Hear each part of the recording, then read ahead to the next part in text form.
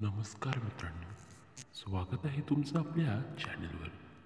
मित्रांनो, तुम्हाला मी आज जी कथा सांगणार आहे ती कथा मला माझ्या मैत्रिणीने म्हणजेच सविताने सांगितलेली आहे. जेव्हा सविताच्या बहिणीचं लग्न झालं व लग्नानंतर ती बाळंत राहिली, पण ती आजारी असल्यामुळे तिला सारखं घरात काम करता येत नसायचं. म्हणून तिची आजी एकदा सविताला घ्यायला आले. पुढे काय झाले हे तुम्हाला सर्व या कथेमध्ये ऐकायला मिळेल. तर चला ऐकूया ही कथा आपण सविताच्याच तोंडून. नमस्कार मित्रांनो, माझं नाव सविता. मी एक 25शीतील तरुणी. माझ्या बहिणीचं म्हणजेच मंगलाचं लग्न झालं. लग्नानंतर ती व तिचे मिस्टर म्हणजेच माझी दाजी हे शहरामध्ये राहायला गेले. कारण असं होतं की दाजी पहिल्यापासून शहरामध्ये कामाला असल्यामुळे त्यांना थोडे दिवसच लग्नानंतर गावी राहता आलं. त्यानंतर ती दोघेही शहरामध्ये गेले. मला इकडे मनामध्येच खूप बरं वाटायचं. त्या दोघांना शहरामध्ये एकटं असल्यामुळे किती मोकळीक मिळत असेल ना. लग्नानंतर काही मोजकेच दिवस ते गावी राहिले व त्यानंतर शहरामध्ये गेले. मला त्या दोघांबद्दल खूपच हेवा वाटायचा. असं प्रत्येकाच्याच नशिबामध्ये नसतं की लग्नानंतर लगेच इतकी मोकळीक मिळेल, पण ताईच्या व दाजींच्या हे नशिबामध्ये होतं.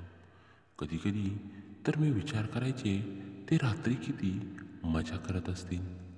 असो, त्या दोघांचंही चांगलं चाललंय यामुळे मलाही आनंदच वाटायचा. तसं आई, आम्ही कधीही जाऊन ताईला भेटून यायचो. त्याच्यावरनं कळायचं की ताई किती आनंदी आहे ती. आता लग्नाला हळूहळू काही महिने उलटून गेले. वर्षही उलटलं. एक दिवस अचानक दाजींचा फोन आला. घरामध्ये कोणच नव्हतं. दाजी म्हणाले, सविता, तू काही काम आहे का? मी म्हणाले, नाही दाजी, बोला ना. तेव्हा ते म्हणाले, अगं सविता, तुझी बहीण जरा जास्तच आजारी असते. तुला काही दिवस तिची काळजी घेण्यासाठी इकडे यायला जमेल का? मी त्यांना म्हणाले, मी आईला विचारून सांगतेच. तसं तुम्ही तिला एकदा कॉल करायला सांगा. असं म्हणून दाजींनी हो म्हणून कॉल ठेवून दिला. आता संध्याकाळच्या वेळेस ताईचा कॉल आला. तेव्हा ताईने सांगितलेली गोष्ट आईला ऐकून खूपच आनंद झाला. आई म्हणाली, अगं सविता, आता तू मावशी होणार आहेस. मलाही ऐकून खूपच आनंद झाला. तेव्हा आई म्हणाली, तू काही दिवस जाऊन मंगलाकडे काळा व तिच्या कामामध्ये मदत कर व तेवढेच तिला आराम वाटेल. पण मी आईला म्हणाले, आई, दाजींनी तर सांगितलं की तुझी ताई सारखी आजारी असते. तेव्हा आई म्हणाली, अगं ते तुला डायरेक्ट कसं काय सांगतील की ताई तुझी बाळंत आहे म्हणून त्यांनी असं सांगितलं असेल. चल, तू आता तुला 2 दिवसानंतर दाजी घ्यायला येणार आहेत. त्यामुळे नको हवं ती सर्व तयारी कर. मीही खुशच होते, कारण की मला ताईसोबत शहरात राहायला खूपच आवडायचं. पहिल्यापासून ताईच माझी सोबती असल्यामुळे मला मैत्रिणीची गरज कधी भासली नाही. आता झालं असं की मला लागणाऱ्या सर्व वस्तूंची बॅग भरायला सुरुवात केली. आईने ताईसाठी छान डिंकाचे लाडू बनवून दिले होते. त्याचं वजन तर जेमतेम 7 ते 8 किलोच होतं. त्यामुळे त्याच्यासाठी एक मोठी पिशवीसुद्धा देण्यात आली. आता दाजी 2 दिवसानंतर सकाळी आले. मला म्हणाले, काय मग सविता, झाली का तुझी तयारी? आपल्याला लवकर पोचायचं आहे व अंतरही लांबचं आहे. मी हो म्हणाले. दाजी मला घ्यायला बाईक घेऊन आले होते. सर्व सामान बाईकवर कसं ठेवायचं हे आईने त्यांना विचारल्यावर ते म्हणाले, मी पुढे 2 बॅगा घेतो. व आई म्हणाली, मी लाडवाचा डब्बासुद्धा दिलेला आहे. तेव्हा ती म्हणाली, तो मागे सविता धरून बसेल. आई हो म्हणाली. आता आम्ही दोघेही दुपारच्या जेमतेम 12:30-1 वाजता आम्ही शहराकडे निघालो. ऊन जास्त नसल्यामुळे व थंडीचे दिवस असल्यामुळे गारवा बऱ्यापैकी होता. आम्हाला पोहोचता पोहोचता आता शहरापासून जवळजवळ 20 ते 30 किलोमीटर अंतर बाकी असतानाच अंधार पडायला सुरुवात झाली होती. संध्याकाळची वेळ असल्यामुळे व रस्ता हा घाटात नसल्यामुळे थंडी ही प्रचंड वाजू लागली. मला खूप थंडी वाजते हे कळाल्यावर दाजींनी एका हॉटेलाच्या बाजूला बाईक थांबवली. त्यांनी मला तिथे एक चहा घेतला.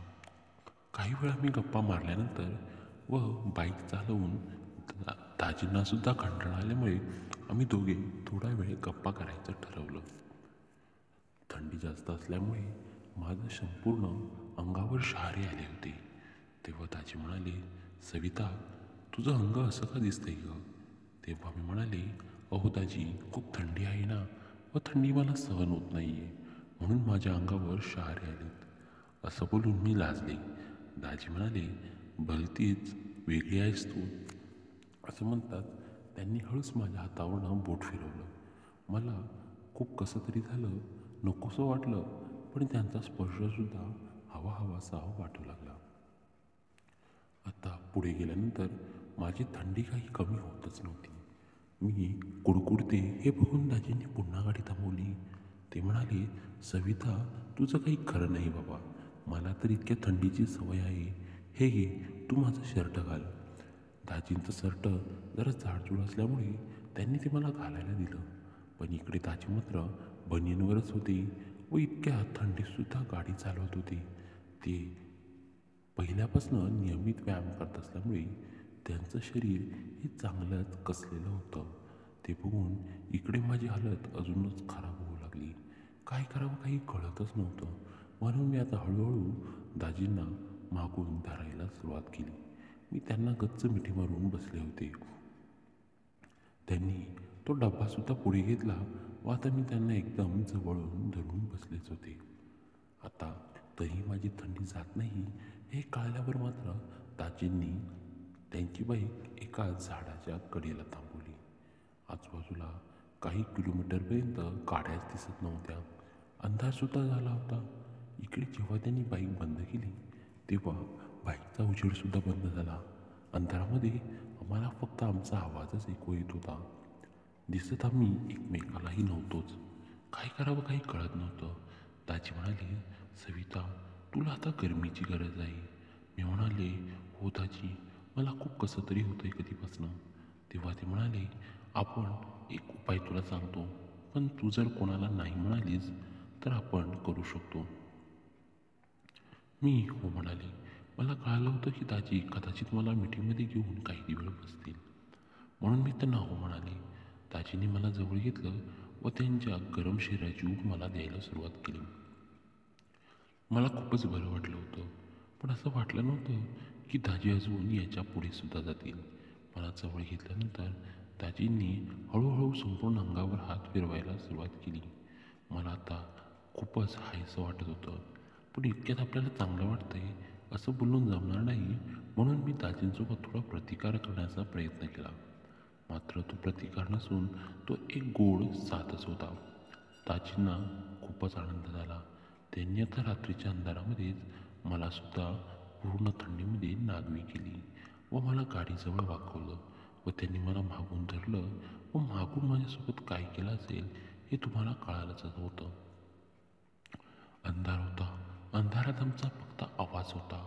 मी दाजी मागून असल्यामुळे मी अजूनच जोरात ओरडत होते, पण मला या थंडीमध्ये सुद्धा आता खूपच मजा वाटू लागली होती. म्हणून मी दाजींना म्हणाले, दाजी अजून करा, म्हणजे माझी थंडीच गायब होऊन जाईल. दाजीही इकडे आवेगामध्ये आले होते व त्यांनी असं करता करता संपूर्ण आत बाहेर केलं. मलाही खूपच मजा येऊ लागली होती. आधी थंडी वाजत असल्यामुळे माझ्या अंगातले कपडे व त्यावर दाजींनी दिलेलं शर्ट घालूनसुद्धा माझी थंडी काही जातच नव्हती. पण आता मात्र मी व दाजी पूर्ण नागवे असूनसुद्धा मला आता गरमाई आली होती. तर मित्रांनो, असं आमच्या दोघांमध्ये खूप वेळ चालूच होतं. शेवटी आमचं सगळं झालं व दाजी म्हणाले, सविता, आपल्याला आता घरी निघायला लागेल, आधीच खूप उशीर झाला आहे. तेव्हा मी त्यांना म्हणाले, दाजी, पण तुम्ही मला एखादी प्रॉमिस करा. तेव्हा ते काय म्हणाले, मी म्हणाले, दाजी म्हणाले, काय ते सांग ना. तेव्हा मी त्यांना म्हणाले, आता माझी ताईसुद्धा बाळंत आहे, त्यामुळे तुम्ही तिच्यासोबत करू शकत नाही. पण जेव्हाही मोकळी वेळ मिळेल, रात्री किंवा एकांत मिळाल्यावर तुम्ही माझ्यासोबत असंच कराल का?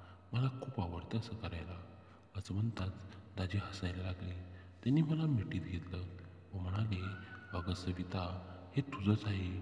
तू काळजी करू नकोस. तुला हवं तेव्हा तू घेत जा. असं म्हणताच मी सुद्धा खुश झाले व त्यांच्या गाडीवर बसून आता आम्ही पुन्हा घराच्या दिशेने निघालो. घराच्या दिशेने जात असताना वाटेत पुन्हा मला जेव्हा थंडी वाजू लागली, तेव्हा दाजींनी पुन्हा काही ठिकाणी गाडी थांबवून मला त्याच प्रकारे घेतलं, पण यावेळेस मात्र नागवी न करताच. तर मित्रांनो, तुम्हाला आपली ही कथा कशी वाटली हे कमेंट्समध्ये सांगायला विसरू नका. कथा आवडल्यास चॅनलला सबस्क्राईब करा. भेटूया आपण पुन्हा अशाच नवीन एका कथामध्ये. धन्यवाद.